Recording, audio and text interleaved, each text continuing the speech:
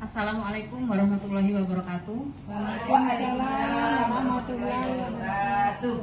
Alhamdulillahirabbil alamin. Wassalatu wassalamu ala asrofil anbiya'i wal mursalin wa ala alihi washabbihi ajmain. Puji syukur kita panjatkan kehadirat Allah Subhanahu wa taala karena atas limpahan rahmatnya pada kesempatan hari ini kita masih diberikan kesempatan untuk dapat menghadiri sosialisasi aksi nyata dari CGP Angkatan 7 Modul 1.4 tentang budaya positif. Sholawat dan salam marilah senantiasa kita haturkan kepada junjungan kita Nabi Muhammad SAW yang syafaatnya senantiasa kita nanti-nantikan. Yang saya hormati ibu-ibu peserta sosialisasi aksi nyata budaya positif. Baik ibu-ibu, di sini sudah kita lihat yaitu budaya positif. Kira-kira ada yang bisa memberikan pendapat apa itu pengertian budaya positif menurut ibu-ibu? Melakukan sesuatu hal yang baik tanpa ada perintah dari siapapun. Baik, Tapi dari hati sendiri langsung. Dan itu sudah dilakukan oleh banyak orang. baik. Terima kasih Ibu Muswanti atas pendapatnya. Ada yang mau berpendapat lagi? Mungkin budaya positif itu budaya yang mengandung hal-hal yang bersifat positif, yang bisa menumbuhkan karakter siswa begitu. Baik. Tepuk tangan dulu untuk ibu-ibu yang baik, ibu-ibu. Dalam kesempatan ini budaya positif ada beberapa konsep yang akan kami bagikan, yaitu ada perubahan paradigma belajar, disiplin positif dan nilai-nilai kebajikan, motivasi perilaku manusia, kebutuhan dasar, sisi kontrol restitusi, keyakinan kelas, dan segitiga restitusi.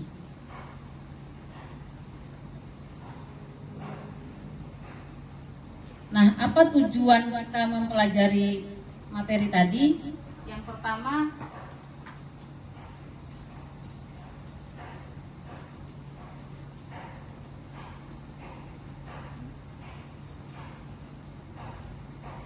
memahami konsep pendidikan menurut Ki Hajar Dewantara, mengimplementasi konsep budaya positif di sekolah, memahami peran guru dalam membagi budaya positif dalam berinteraksi dengan murid, dan mendapatkan pemahaman baru tentang restitusi dalam menyelesaikan permasalahan untuk menciptakan murid sesuai dengan profil pelajar Pancasila. Menurut Ki Hajar Dewantara, konsep pendidikan yang berpusat pada murid sehingga murid belajar sesuai dengan kebutuhannya berdasarkan perkembangan pada zamannya. Jadi murid-murid kita dituntut belajar sesuai dengan kodrat zaman dan kodrat alam. Misalnya saya berikan contoh, ibu-ibu tahu permainan lato-lato yang saat ini viral? Baik, permainan lato-lato itu ada berbagai macam pendapat. Ada yang mengatakan berasal dari daerah Bugis, ada juga yang mengatakan dari Amerika. Namun terlepas dari asal daerahnya tersebut, kita bisa mendapatkan manfaat dari permainan lato-lato. Salah satunya yaitu murid bisa berkonsentrasi sehingga dalam cara bermain lato-lato itu kita harus memadukan kedua bola tersebut sehingga nanti akan membentuk sebuah lingkaran. Itu kalau kita kaitkan dalam pelajaran matematika mungkin. Kemudian di satu sisi akan membentuknya keseimbangan. Begitu Ibu-ibu? Ya, sehingga dalam hal ini murid belajar sesuai dengan zamannya. Zaman yang sekarang lagi viral adalah lato-lato. Tapi ternyata dari keviralan tersebut ada manfaat yang bisa didapatkan dari murid-murid kita tersebut. Selanjutnya di sini ada profil pelajar Pancasila. Di sini ada 6 elemen: beriman, bertakwa kepada Tuhan Yang Maha Esa, mandiri, bernalar kritis, berkebinekaan global, bergotong royong, dan kreatif. Nah, diharapkan dengan perubahan paradigma belajar yang baru, sehingga kita menginginkan murid-murid kita memiliki ke-6 elemen tersebut. Kita lanjut ya, Ibu-ibu.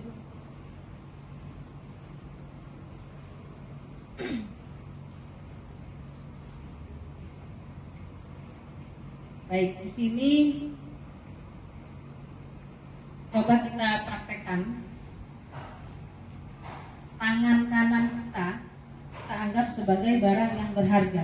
Ibu-ibu sebenarnya mungkin menggunakan kertas, tapi tidak apa-apa, bisa kita gunakan tangan kita sendiri. Sebelah kanan adalah barang yang sangat berharga, yang betul-betul penting dalam hidup kita. Coba ibu-ibu bisa bayangkan. Kemudian di sebelah kiri lagi itu adalah rekan kita. Rekan kita ini akan berusaha sekuat mungkin untuk membujuk, mungkin menghardik, mengintimidasi, memarahi, menggoda, mungkin menggelitiki, sehingga kita akan membuka tangan kita yang sebelah kanan tadi. Ya, dari kegiatan ini tadi, kira-kira apa yang ibu rasakan? Apakah ibu-ibu mau membuka, sementara barang yang di sebelah kanan tadi adalah sesuatu yang paling penting dalam hidup kita? Tidak. Bisa mungkin pertahankan. Artinya mempertahankan, yang memang harus kita pertahankan, gitu ya. Nah, itu yang disebut dengan teori kontrol. Teori kontrol di sini kita sebagai guru yang nanti biasanya kita mengontrol murid-murid kita. Teori yang pertama adalah ilusi guru mengontrol murid. Ibu-ibu bisa memberikan pendapat apa itu arti ilusi? Hayalan. Baik. Jadi ilusi bisa kita artikan sebagai suatu hayalan. Pada dasarnya kita tidak dapat memaksa murid untuk berbuat sesuatu jikalau murid tersebut memilih untuk tidak melakukannya. Walaupun tampaknya guru sedang mengontrol perilaku murid, hal demikian terjadi karena murid sedang mengizinkan dirinya dikontrol. Saat itu, bentuk kontrol guru menjadi kebutuhan dasar yang dipilih murid tersebut. Teori kontrol menyatakan bahwa semua perilaku memiliki tujuan, bahkan terhadap perilaku yang tidak disukai. Nah, ini hanyalah angan-angan kita yang selalu ingin mengontrol. Jadi ketika murid kita merasa mau membuka tangannya tadi, berarti dia mengizinkan seperti itu.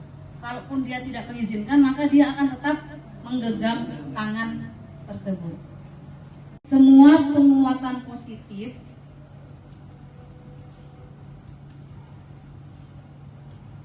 efektif dan bermanfaat. Penguatan positif atau bujukan adalah bentuk-bentuk kontrol segala usaha untuk mempengaruhi murid agar mengulangi suatu perilaku tertentu. Adalah suatu usaha dalam jangka waktu tertentu yang kemungkinan murid tersebut akan menyadarinya dan mencoba untuk menolak bujukan kita, atau bisa jadi murid tersebut menjadi tergantung pada pendapat sang guru untuk berusaha. Nah, ini hanya angan-angan kita bahwa penguatan positif yang efektif dalam jangka panjang itu nantinya akan sangat berpengaruh pada murid-murid kita.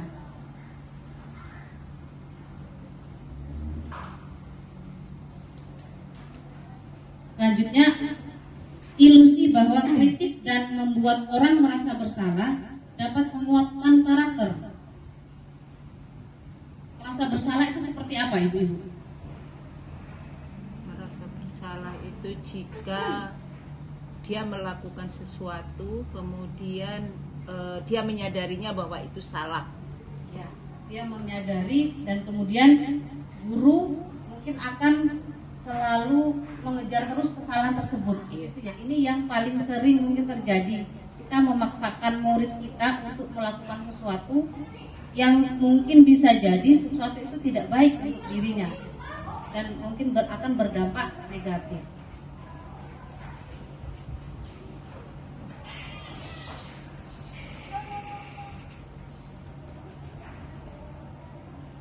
Pertanyaannya, siapa yang sesungguhnya memegang kontrol? Diri sendiri. Diri sendiri. Betul sekali, Ibu. Sehingga kita tidak bisa dipengaruhi orang kecuali memang kita mengizinkan orang tersebut untuk mengontrol kita. Begitu juga dengan murid kita. Kecuali murid kita memberikan izin untuk kita mengontrolnya. Dan mungkin menurut saya, selain memberikan izin, mungkin siswa itu merasa bahwa kontrol yang diberikan oleh guru itu memang cocok dengan apa yang dia pikirkan, apa yang seharusnya saya lakukan. Makanya dia mengizinkan untuk dia dikontrol. Baik. Tepuk tangan dulu untuk ibu-ibu. Masih semangat, Ibu? Masih.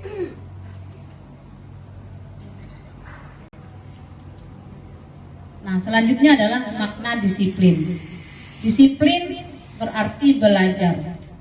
Disiplin juga berasal dari kata murid atau pengikut. Sebagai pendidik, tujuan kita adalah menciptakan anak-anak yang memiliki disiplin diri, sehingga mereka bisa berperilaku dengan mengacu pada nilai-nilai kebajikan universal.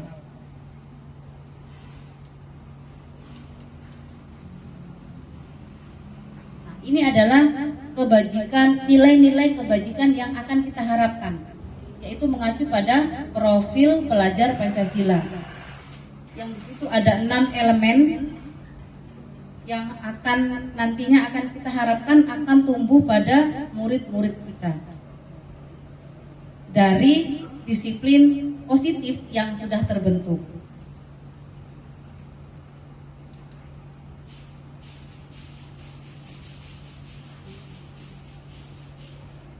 Baik, kita lanjutkan motivasi perilaku manusia. Motivasi adalah apa, Ibu? Dorongan, semangat. Nah, di sini ada 3 pertanyaan. Apakah ibu-ibu setuju dengan pernyataan ini? Hukuman dapat mendisiplinkan anak. Pemberian hukuman dengan hal positif seperti membaca surah-surah pendek, membersihkan halaman sekolah, dinilai dapat meningkatkan disiplin murid. Memberi penghargaan dapat meningkatkan motivasi belajar murid. Ibu-ibu setuju dengan pernyataan ini? Setuju. Mungkin juga ada yang belum setuju ya mungkin. Menurut saya, sepanjang hukuman itu niatnya untuk betul-betul demi kebaikan dan tidak menyakiti, saya kira itu aman bagi kita guru saat ini. Karena kalau namanya hukuman kemudian menyakiti kan itu perlu kita waspadai juga. Yang jelas niat kita menghukum anak karena untuk mendisiplinkan sesuatu yang kurang baik, kemudian hasilnya kita harapkan menjadi hasil yang positif. Baik, terima kasih Ibu. Kita lanjut.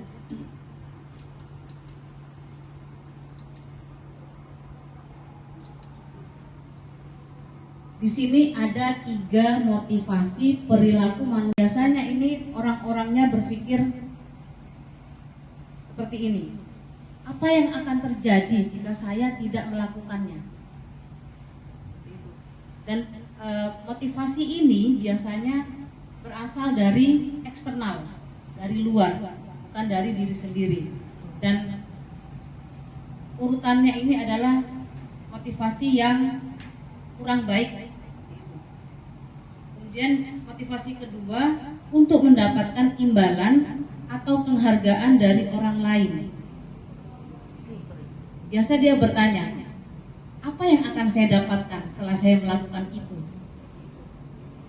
Artinya dia melakukan itu hanya mengharapkan suatu imbalan atau penghargaan. Ini posisinya lebih di bawah dari nomor 1, karena hanya mengharapkan imbalan. Kita lihat yang ketiga, untuk menjadi orang yang mereka inginkan dan menghargai diri sendiri dengan nilai-nilai yang mereka percaya. Untuk motivasi yang ketiga ini, saya rasa ini berasal dari internal, karena dari diri sendiri. Baik, terima kasih. Kita akan memilih motivasi yang ketiga karena berasal dari internal, bukan dari eksternal, mengharapkan imbalan atau berpikir suatu hukuman.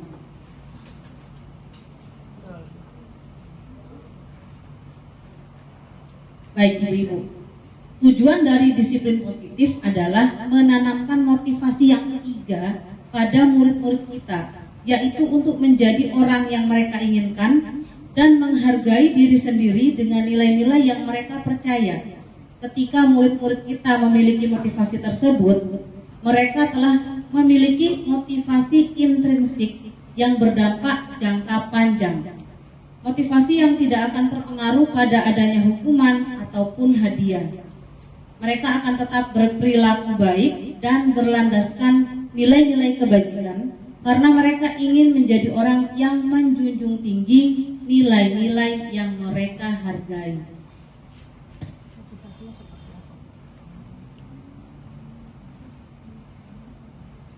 Motivasinya seperti apa Ibu kira-kira? Bagaimana Ibu? Motivasinya seperti apa Bu kira-kira yang bisa menjadi apa tadi untuk siswa itu bisa lebih dihargai untuk diri sendiri. Inilah pertanyaan yang akan saya bagaimana cara kita sebagai guru untuk menanamkan disiplin positif kepada murid-murid kita. Ada yang mau memberikan pendapatnya?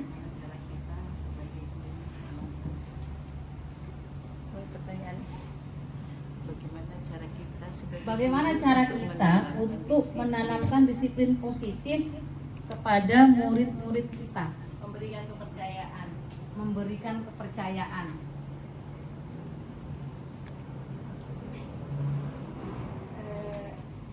Kalau saya mungkin lebih memberikan masukan dengan tujuan jangka panjang. Contohnya begini, kan kita ini sekolah, ya istilahnya tujuan akhir kita bukan hanya sekolah. Kita hidup, tujuan akhir kita suatu saat kita mati. Dan mati itu nanti suatu saat tujuan kita adalah surga, begitu kadang-kadang. Dalam pemikiran saya ke anak-anak, saya sering bilang tujuan kalian sekolah sampai nanti kerja, sampai nanti dewasa adalah mencari uang. Uang itu untuk apa? Uang itu kan untuk membuat kita, hidup kita senang, melakukan sesuatu, kemudian dapat melakukan ibadah dengan baik. Tujuannya supaya kalau kita udah melakukan ibadah dengan baik, dapat amal yang baik. Baik, ibu-ibu, kita bergerak dulu sebelum kita lanjut. Saya minta ibu-ibu bisa berdiri semuanya.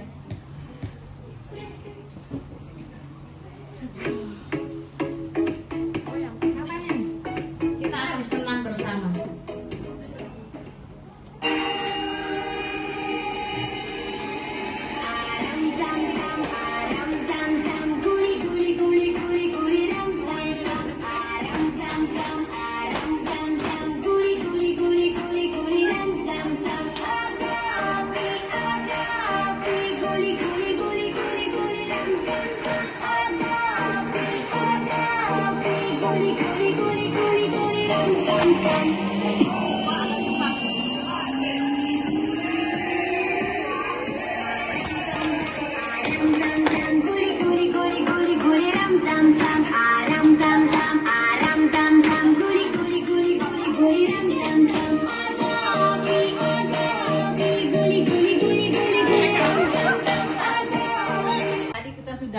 bergerak.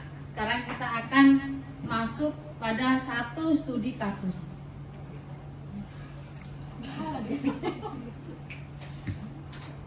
Sabrina hari itu bangun terlambat dan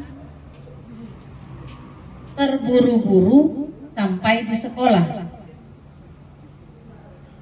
Dia pun akhirnya sampai di gerbang sekolah, tapi baru menyadari kalau tidak menggunakan sepatu hitam, seperti yang tertera di peraturan sekolah. Di depan pintu kelas, Bapak Lukman memperhatikan sepatu Sabrina yang berwarna coklat. Sabrina berusaha menjelaskan bahwa dia terburu-buru dan salah mengenakan sepatu. Pak Lukman menanyakan Sabrina, apa peraturan sekolah tentang seragam warna sepatu? Sabrina menjawab, sudah mengetahui sepatu harus berwarna hitam, namun terburu-buru dan salah mengenakan sepatu. Selain tidak mungkin kembali pulang, Pak Lukman tetap bersikeras pada peraturan yang berlaku dan mengatakan, ya sudah, kamu sudah melanggar peraturan sekolah, kamu salah. Sudah terlambat, salah pula warna sepatunya. Segera buka sepatumu kalau tidak bisa mengenakan warna sepatu sesuai peraturan. Sabrina meminta maaf dan memohon kembali kepada Pak Lukman agar tetap dapat mengenakan sepatunya dan berjanji tidak akan mengulangi kesalahannya. Namun Pak Lukman tidak mau tahu. Tidak, kamu telah melanggar peraturan sekolah. Kalau tidak sanggup ambil sepatu di rumah atau diantarkan sepatu ke sekolah, ya sudah, kamu tidak bersepatu saja seharian di sekolah. Sekarang copot sepatumu dan silahkan belajar tanpa sepatu seharian. Sabrina pun dengan berat hati mencopot sepatunya dan memberikannya kepada Pak Lukman. Seharian dia tidak berani berkeliling sekolah karena malu dan lebih banyak berdiam diri di kelas tanpa alas sepatu. Bagaimana kita menyikapi langkah yang diambil oleh Pak Lukman mengenai kasus tersebut?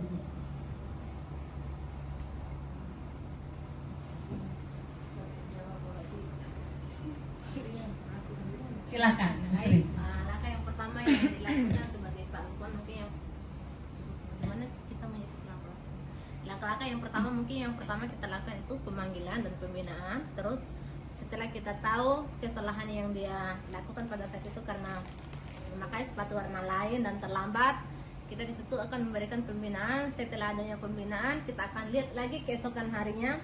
Apabila masih melanggar peraturan sekolah, maka baru kita akan melakukan tindakan semacam sepatunya mungkin kita tarik atau kita ambil dulu untuk sementara waktu sambil kita menunggu kapan dia akan melakukan perubahan dalam dirinya setelah kita melakukan pembinaan. Mungkin itu saja dari saya.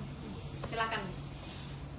Oke, kalau menurut saya pertanyaannya adalah bagaimana kita menyikapi langkah yang diambil Pak Lukman mengenai kasus tersebut.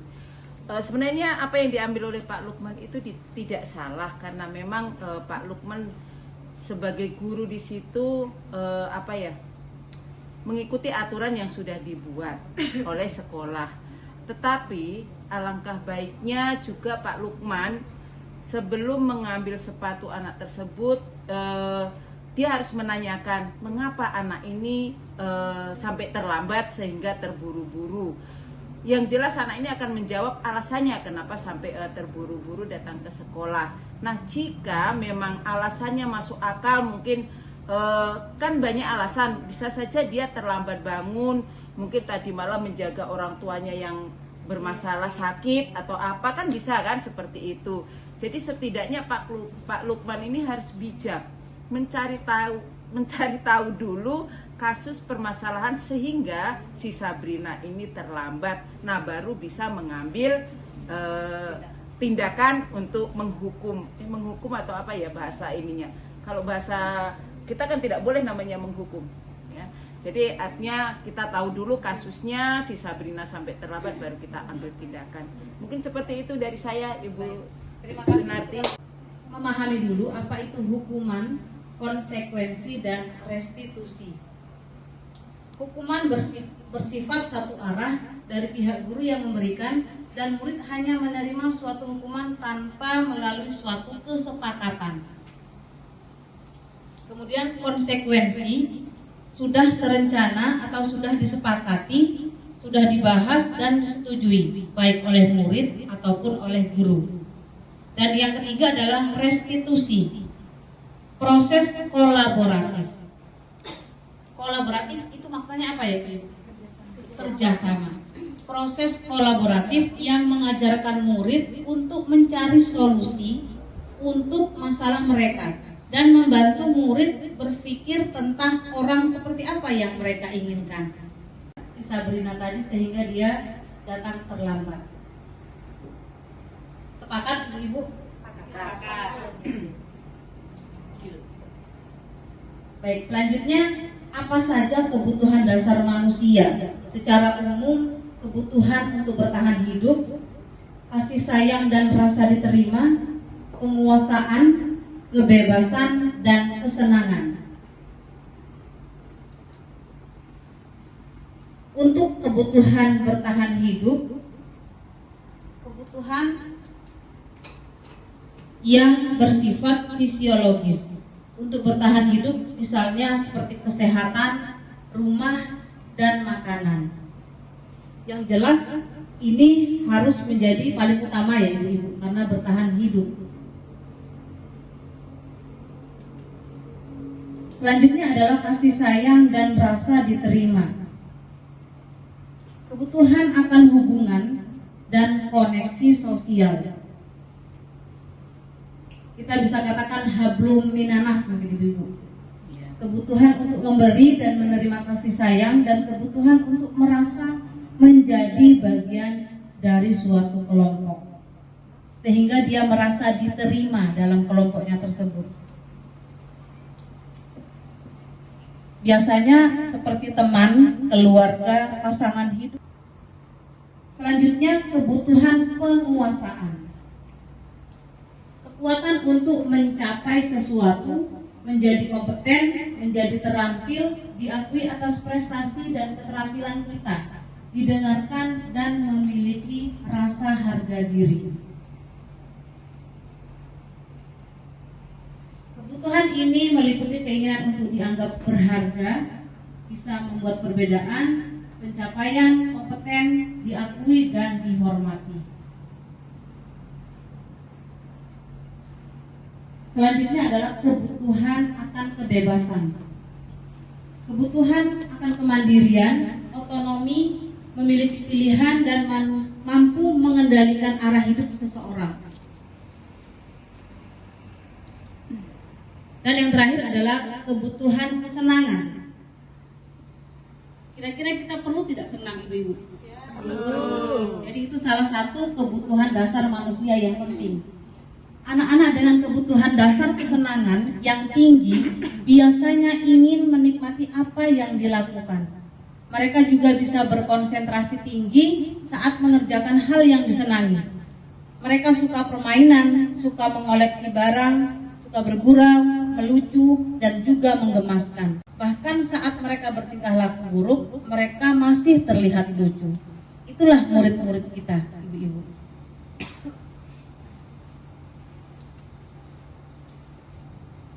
Baik, ini saya akan membagikan salah satu praktik baik saya dalam mengatasi suatu masalah.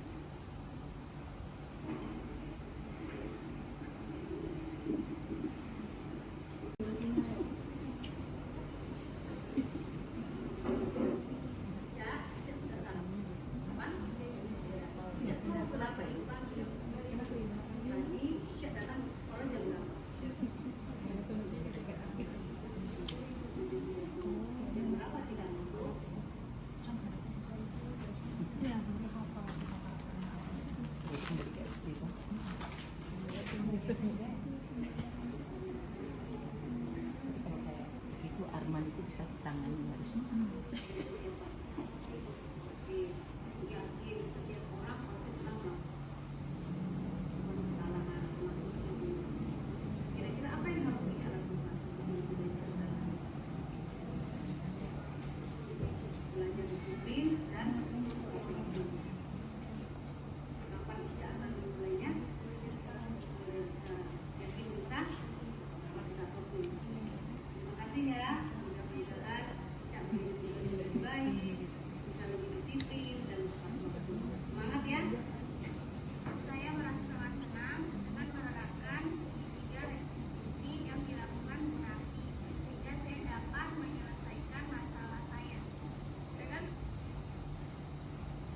Pendekatan yang Ibu nanti lakukan, saya merasa mendapatkan solusi untuk menyelesaikan masalah saya. Terima kasih. Baik, ibu-ibu, itulah tadi praktik baik yang sudah saya praktekkan di sekolah, khususnya di kelas saya, di mana ada 2 kasus yang terjadi. Yang pertama adalah mencontek dan yang kedua datang terlambat. Lalu kemudian saya memilih menggunakan restitusi, yaitu dengan berkolaborasi dengan murid melakukan pendekatan. Kita menelusuri dulu, menganalisis apa yang menjadi penyebab, kemudian lalu kita bersama-sama memecahkan solusi tersebut, sehingga terbentuklah nanti yang diharapkan menjadi budaya positif untuk si anak tersebut. Nah, dalam hal ini kita sebagai guru ada 5 posisi kontrol. Posisi di mana guru berbuat sesuatu bersama dengan murid, mempersilahkan murid mempertanggungjawabkan perilakunya, mendukung murid agar dapat menemukan solusi atas permasalahannya sendiri. Biasanya posisi guru sebagai manajer, nada suaranya tulus, bahasa tubuh tidak kaku, mendekat ke murid. Dan hasilnya pada posisi manajer, suara guru sebaiknya tulus, tidak perlu marah, tidak perlu meninggikan suara, apalagi menunjuk-nunjuk jari ke murid, berkacak pinggang, dan bersikap seolah-olah menyesal, tampak sedih sekali akan perbuatan murid, ataupun bersenda gurau menempatkan diri sebagai teman murid. Nah, ibu-ibu, saya mau tanya, kita mau memilih posisi kita sebagai yang mana? Yang mana kita mau pilih? Manajer. Manajer Kita aja. akan memilih posisi sebagai manajer, sehingga nanti diharapkan peserta didik kita menjadi lebih dekat, karena kita mencoba menggunakan restitusi tadi, yaitu melakukan pendekatan. Baik, sebelum saya menutup, saya akan memutarkan satu video. Kenapa kita manfaatkan kemampuanmu? Nah, kemampuan yang ada pada diri.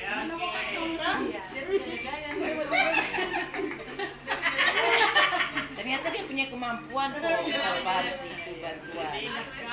Bisa menggunakan kemampuan yang ada dari dalam diri.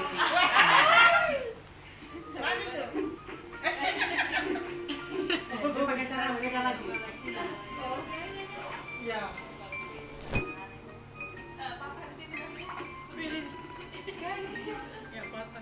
Awas, patah. 1, 2, 3.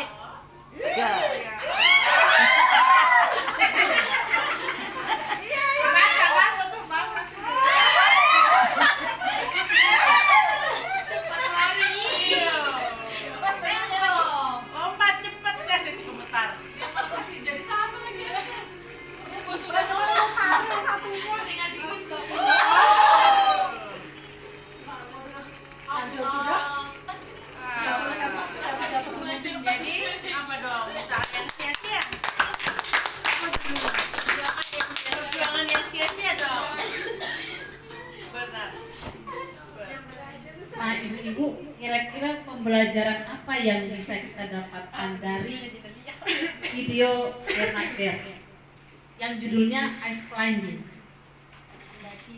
Mendaki S. Silakan yang mau memberikan pendapat. Jika ada kemampuan pasti ada kemauan. Jika ada kemauan pasti ada.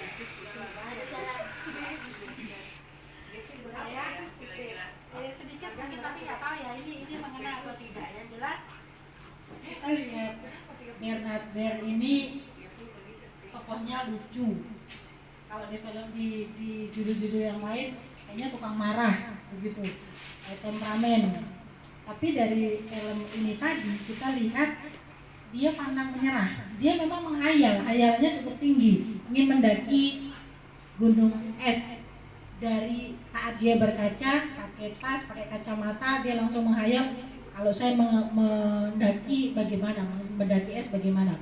Dan dalam hayalannya itu dia mendaki menggunakan alat martelo 2, tetapi karena salah satunya mungkin ceroboh, martelonya satu jatuh. Begitu jatuh, pakai satu dia nggak mungkin bisa naik. Akhirnya lepaslah dua-duanya, dia gunakan yang ada pada tubuhnya sendiri.